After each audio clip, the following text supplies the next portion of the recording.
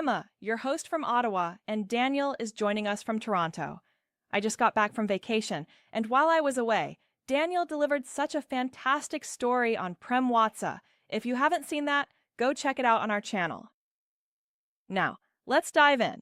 Our weekly market updates are here, and it's been quite a week. Thanks, Emma. I hope you had a great break. And yes, the Prem Watsa story was inspiring. Lots to learn from his investment journey. But this week, we've got some very exciting market action to cover. From central bank moves to corporate earnings and sector swings, let's get into it. All right, let's kick things off with the big macro picture. Our listeners on social media have been asking a lot about the central banks. The U.S. Federal Reserve held rates steady. Daniel, is that really the headline, or is there more beneath the surface? It's definitely the headline, Emma, but the nuance is where it gets interesting.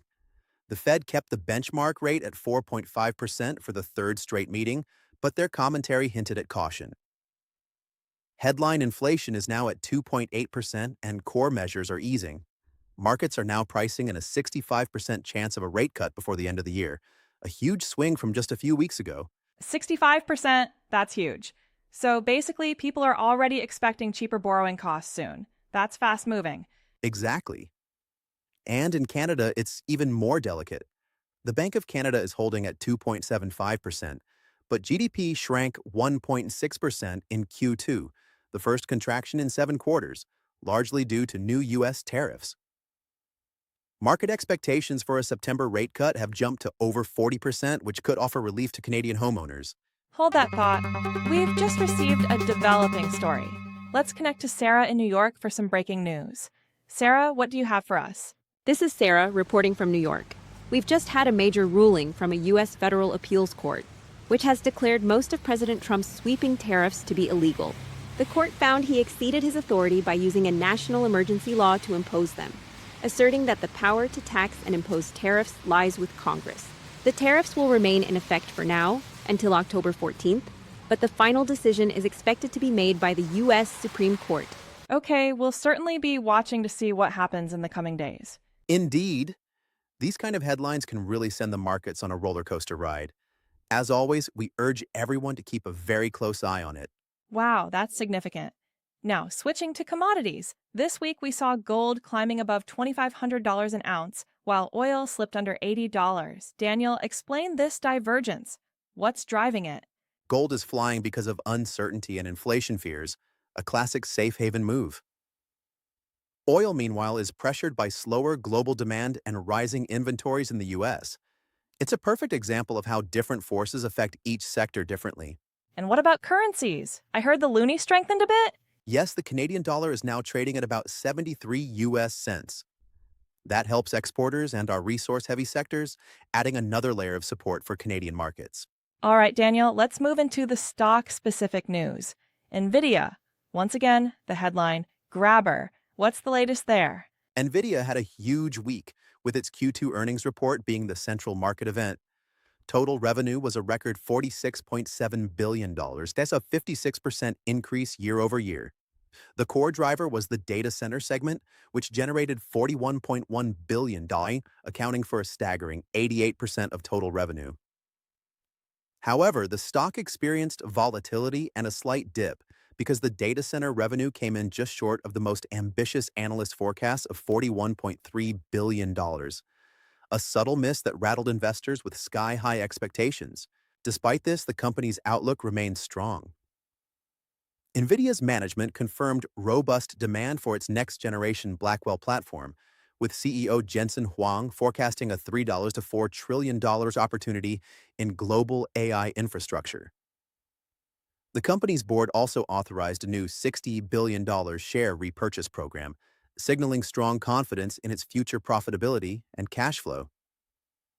J.P. Morgan analysts even raised their price target on the stock, seeing multiple levers to drive future upside even with the ongoing uncertainty surrounding sales to China. So, if NVIDIA is the superhero of AI, does that make Tesla the sidekick that's struggling to keep up? That's right, Emma. Tesla's stock is trading down about 8% this month.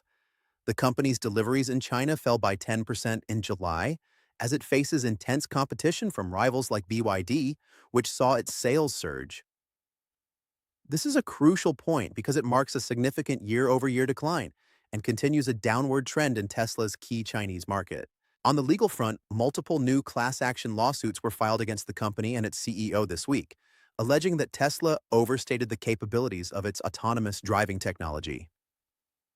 A federal judge in California also certified a class action lawsuit, which now allows thousands of plaintiffs to collectively sue the company over its full self-driving claims.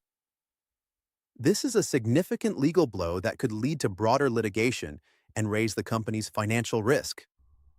It's a reminder that even for a company with a passionate following, the fundamentals of competition and legal challenges matter. On a more positive note, a new report shows that Tesla's weekly insurance registrations in China hit a third-quarter high with 13,400 units in early August, a 21.8% increase from the prior week. This suggests some recent momentum, even if the overall trend for the year remains negative. Interesting, but the Canadian banks seem to be a bright spot? Absolutely. RBC, TD, and the Big Five reported earnings that beat expectations. RBC's EPS rose 12% and dividends remain attractive at 4 to 5%. Solid defensive plays in a turbulent market. Nice. What about surprises in consumer or biotech? Lululemon crushed expectations. International sales jumped 20%, especially in Asia. Eli Lilly surged over 5% after its experimental weight loss pill passed trials, setting up a potential challenge to Novo Nordisk in a multi-billion-dollar market. Wow, so retail and biotech are flexing, while tech and EVs struggle. That's a fascinating mix. Exactly. And don't forget the meme stocks. GameStop and AMC are still wildly active, with daily swings of 5% or more driven by social media sentiment rather than fundamentals. So the retail crowd is keeping the heartbeat alive, huh?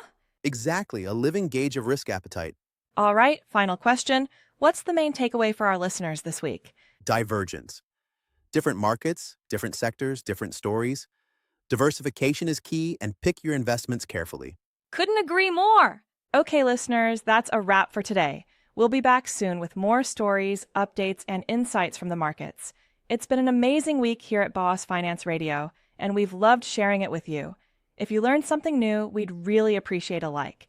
To stay with us for the long haul, make sure to subscribe. And if you know someone who's eager to learn more about finance, share this with them. We're building a community, and your support means the world.